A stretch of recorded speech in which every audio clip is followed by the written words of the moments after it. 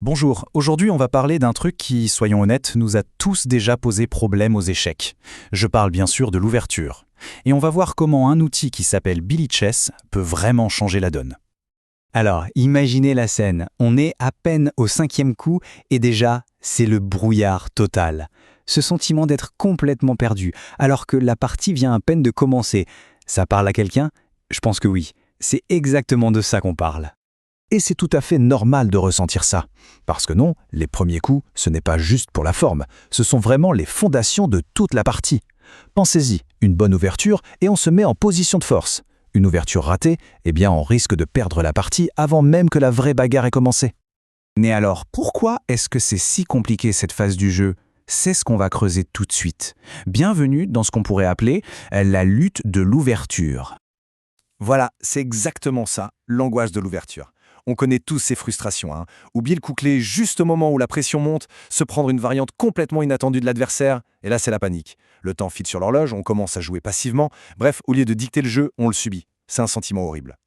Bon, face à tout ça, comment on fait pour reprendre le contrôle? C'est là qu'un certain outil entre en scène. On a parlé du problème, il est temps de passer à la solution. Et cet outil, c'est Billy Chess. C'est simple, c'est direct. Et c'est un nom à retenir si on veut vraiment, mais alors vraiment, passer un cap dans sa préparation des ouvertures. La philosophie de Billy Chess, elle est hyper simple. Préparez vos ouvertures. Mais attention, on ne parle pas de mémoriser bêtement des tonnes de variantes. Non, non. Le truc, c'est de le faire intelligemment, de manière ciblée, pour que l'ouverture devienne une vraie force, une arme. Ok, le principe est cool, mais concrètement, comment ça marche? Comment on s'entraîne avec ça? Allez, on regarde la méthode de plus près.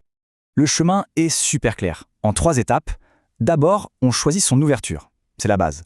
On sélectionne le répertoire qu'on veut bosser. Ensuite, et c'est là que ça devient vraiment malin, on s'entraîne avec la répétition espacée. C'est une technique super puissante. Au lieu de tout revoir en boucle, le système nous interroge sur les lignes importantes à des moments bien précis pour que ça rentre, mais pour de bon, dans la mémoire à long terme. C'est l'anti-bachotage en gros, hein. Et enfin, 3e étape, on maîtrise la théorie. Parce que le but, ce n'est pas juste de réciter des coups comme un robot, c'est de comprendre pourquoi on les joue, les idées derrière. Et c'est ça la différence entre connaître une ouverture et la maîtriser. D'ailleurs, leur slogan, c'est « Entraînons vos ouvertures ». Et ça résume tout, en fait. Ce n'est pas un livre poussiéreux qu'on lit passivement. Non, c'est un vrai partenaire d'entraînement, un coach digital qui est là pour nous faire progresser, activement. Ok, donc on s'entraîne, on maîtrise, mais au final, qu'est-ce que ça change sur l'échiquier? Eh bien, ça nous amène au but ultime, la confiance au combat. Et là, la transformation est juste spectaculaire. On passe de l'hésitation à la domination. Avant, on devinait, on hésitait, on réagissait à ce que l'adversaire nous imposait. Après, on sait, on exécute. On ne subit plus, on dicte le jeu.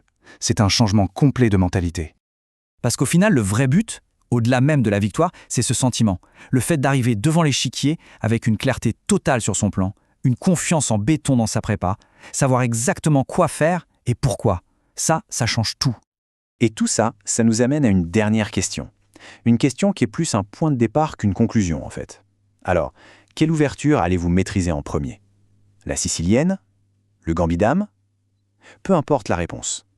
Le simple fait de se poser la question, c'est déjà le premier pas pour prendre le contrôle du jeu.